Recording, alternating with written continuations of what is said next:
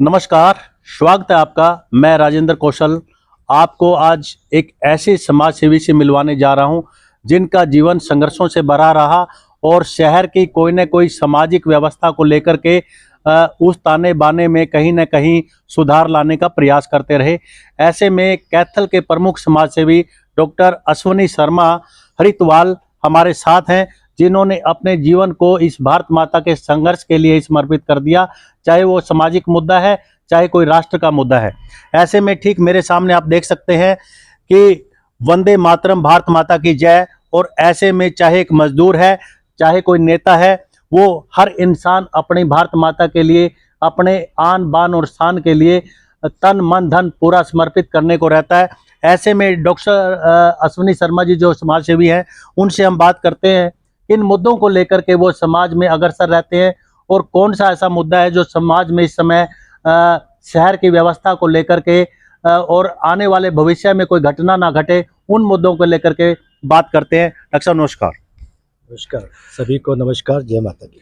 तो डॉक्टर साहब, सबसे पहले तो आप लोगों का मैं एक धन्यवाद करना चाहूँगा कि भारत माता की रक्षा के लिए और समाज में जो शासन व्यवस्था है वो तंदुरुस्त और दुरुस्त हो, उसको लेकर के आपका संघर्ष कितने समय से और इस शहर के लिए चल रहा है? मैं तो डॉक्टर साहब वर्षों से संघर्षरत हूँ जी। और लगभग 1991 से मैंने देश के समस्त भागों को जोड़ते हुए जी यात्राएं निकाली हैं। भारत जोड़ो यात्रा भी उसमें रही है, जिसमें राहुल गांधी का भी जिक्र आ रहा है। जी हाँ जी। और उनको तो मैं एक कांग्रेस के नाते नहीं, जी, क्योंकि कांग्रेस परिवारवाद में ज्यादा विश्वास रखती है, जी, लेकिन क्योंकि राहुल गांधी जी एक भारत के नागरिक हैं, जी, व्यक्ति हैं एक भारत के, जी, उन्होंने जो ये कार्य किया है पद यात्रा देश को जोड़ने के लिए, उसके लिए तो मैं उनको दंडवत प्रणाम करता हूँ। एक व्यक्ति होने के नाते, एक ऐसे पद यात्री होने के नाते, मैंने भी यात्राएं बहुत की हैं और ये उन्होंने जो यात्रा की है वो तो एक विशेष आयाम स्थापित कर दिया है सारी राजनीतिक दलों से ऊपर उठ के। और मुझे लगता है कि एक ऐतिहासिक यात्रा उनकी थी, वो भारत जोड़ने में सफल ही रही होगी और हो जाएगी। बिना किसी राजनीतिक पार्टी के मैं उनके लिए शुभकामनाएं करता हूं और उनको दंडवत प्रणाम करता हूं। यानी आने वाले भविष्य के अंदर राहुल गांधी के सितारे कुछ बुलंद हो सकते हैं राजनीति को लेकर भी? ये समय पे निर्भर करेगा जी।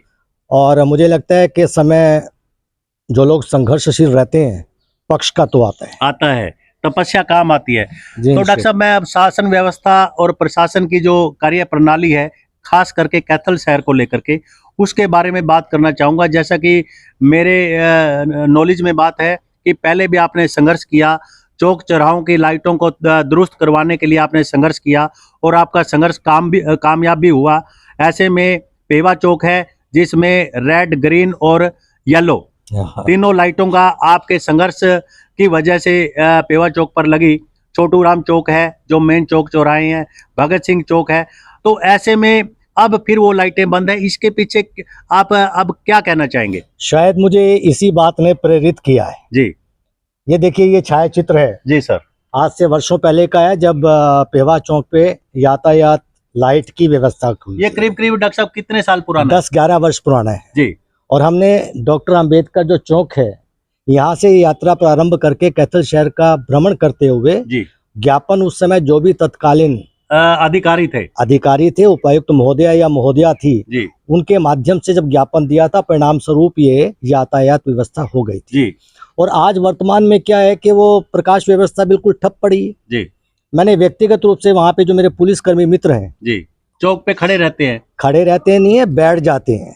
अच्छा, बैठ जाते हैं और जो नियंत्रण कक्ष वहाँ पे किया हुआ है जी, उस पे वो विश्राम गृह मान करके विश्राम करते हैं। अच्छा। लेकिन मैं मानता हूँ कि जब, क्योंकि ये कर्तव्य पथ बड़ा कठिन है जी जी, और जो भी घंटों की उनका कार्यस्थल निश्चित है जी, खड़ा होना बड़ा मुश्किल है जी, ऐसे में विश्राम की आवश्यकता रहती है। लेकिन लेट करके सभी विश्राम करें जी, तो ये तो मुझे नहीं लगता कि कहीं तर्क संगत होगा।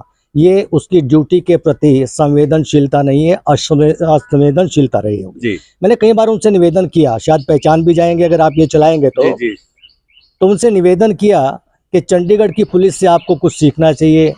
वो बड़े अभद्रता से पेश नहीं आते, ये भी अभद्रता से पेश नहीं आते हैं जो कैसल वाले हैं। जी, लेकिन एक दो पुलिसकर्मी हैं जो कई बार अपनी भाषा पे ज्यादा प्रेम करते हैं, बोलो तो बग जाना मेरे यार तो तो इस तरह की आप ये शैली है देखिए। हाँ। मैं पुलिस अधीक्षक महोदय से मिलता रहता हूँ किसानों के माध्यम से और समस्याओं के माध्यम से। जी मैं महोदय आपसे शिकायत नहीं कर रहा हूँ, जी लेकिन कभी ना कभी एक बहुत बड़ी दुर्घटना इस बेवा चौक पे हो जाएगी, तो उसकी रोकथाम के लिए जो हमने परिश्रम किया, यातायात प्रकाश की व्यवस्था करवाई, उसे ठप क्यों किया जा रहा है? जी नया बस संस्थान जो है सर छोटू राम की तस्वीर के नीचे, जी। वहां पे भी यातायात ये प्रकाश व्यवस्था तो ठप डॉक्टर है। साहब अपने जो है ना कप्तान है, पुलिस कप्तान अपने जो है अहमद साहब, मकसूद अहमद जी, और डिप्टी कमिश्नर हैं संगीता तेतरवाल जी, तो उनके लिए आप इस व्यवस्था को लेकर के उनको लिए क्या कहना चाहेंगे सब? जी बिल्कुल, मैं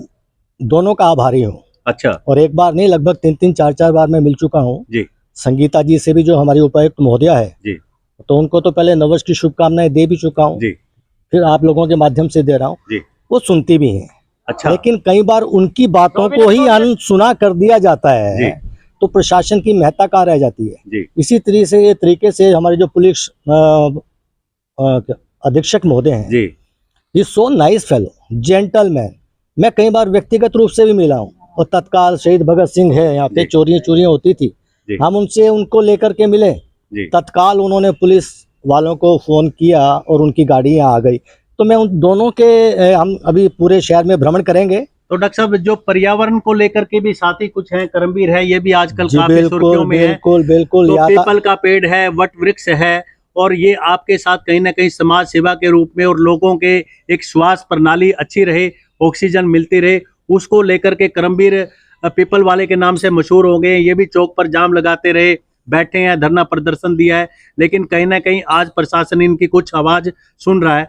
तो ऐसे में जो पर्यावरण प्रेमी है उनके लिए क्या कहना चाहेंगे? जी बिल्कुल, मैं वही कह रहा हूँ। देखिए हमारा जो शीर्षक है ना जी, भारत माता के चरणों में, जी, वो यही है कि जाम ही जाम कैसे हो काम। जाम ही जाम कैसे हो काम। ये जाम सड़कों पे तो है ही, भगत सिंह चौक पे है, नगर परिषद चौक पे है, पेहवा चौक पे है, कहीं पे भी है। ये सब्जी मंडी है, यहाँ पे भी जाम है जी। लेकिन मैं एक और निवेदन करूंगा मैडम आपसे, उपायुक्त महोदया, करबद्ध प्रार्थना कि जो सीएम विंडो हरियाणा सरकार ने लगाई हुई है जी, अगर आप दरवाजा भी लगवा दें, तब जब वो पत्र उसमें से निकल के आता है जी, उस पर कोई कार्रवाई नहीं होती। ये हमारे करमवीर समाज सेवी हैं। जी, जी, बिल्कुल। कहीं इनको पूरे कैथल में क्या पूरे हरियाणा में पता चल जाए कि साहब ये वृक्ष काट दिया गया है। हाँ। और विशेष रूप से जिनकी ये राष्ट्रीय वृक्ष बोलते हैं पीपल को, इसमें कोई संदेह भी नहीं है क्योंकि वो 24 घंटे ऑक्सीजन देता है सर, बिल्कुल। लेकिन उस ऑक्सीजन को जब प्रार्थना पत्र के माध्यम से अधिकारियों के पास आता है,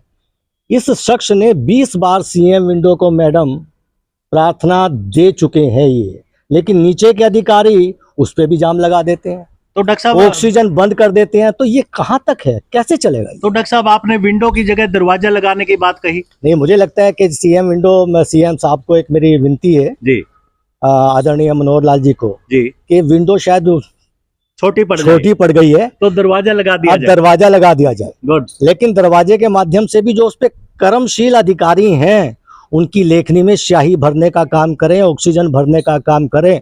ये आदमी चक्कर काट काट के थक गए हैं जी। और एक उदाहरण मैं और देता हूँ जी, करमवीर, ये तो है ही। हाँ। आप देखिए कि करनाल रोड से जो कुरुक्षेत्र रोड तक जाती है सड़क जी, उस पे पूरे के पूरे 100 वृक्ष काट दिए हैं। प्रशासन आज तक मौन है, तो अभी तक कोई एक्शन नहीं हो पा रहा है। कार्यकारी अधिकारी नगर परिषद के हैं, बोले साहब हमने शिकायत करवा दी है जी, प्राथमिकी दर्ज करवा दी है जी, प्राथमिकी दर्ज करवा दी है जी, लेकिन किसके, हमने निवेदन से पूछा उनसे, मैं किसके खिलाफ? बोले जी अज्ञात के खिलाफ। अज्ञात कौन हो सकता है? अज्ञात तो अज्ञात ही रहेगा। हाँ। जब पता ही नहीं है किसको पकड़ेंगे, किसके खिलाफ कार्रवाई होगी? तो मैडम कुछ शासन प्रशासन की महत्ता रहती है आप लोगों से। करबद्ध प्रार्थना कैथल की समस्या नहीं है, ये कैथल की है, तो हम कैथल के नागरिक हैं, देश के नागरिक हैं, भारत माँ का झंडा उठाकर आपके चरणों में आए हैं। ऐसे अधिकारियों को दिशा निर्देश नहीं, आज मुझे लगता है किसी और चीज की आवश्यकता है। बेरोजगारी चरम सीमा पे है, जो अधिकारी जो कर्मचारी काम नहीं करना चाहते जी, तो विश्राम स्थली देना उनको। तो क्या आप कहना चाहते हैं कि जो अपने कर्तव्य को नहीं निभा पा रहे हैं और उनकी जगह जो युवा चेहरे सड़कों पर घूम रहे हैं, नौजवान साथी बेरोजगारी के मारे, उनको काम पे लगा दिया जाए। बिल्कुल कर्मशील।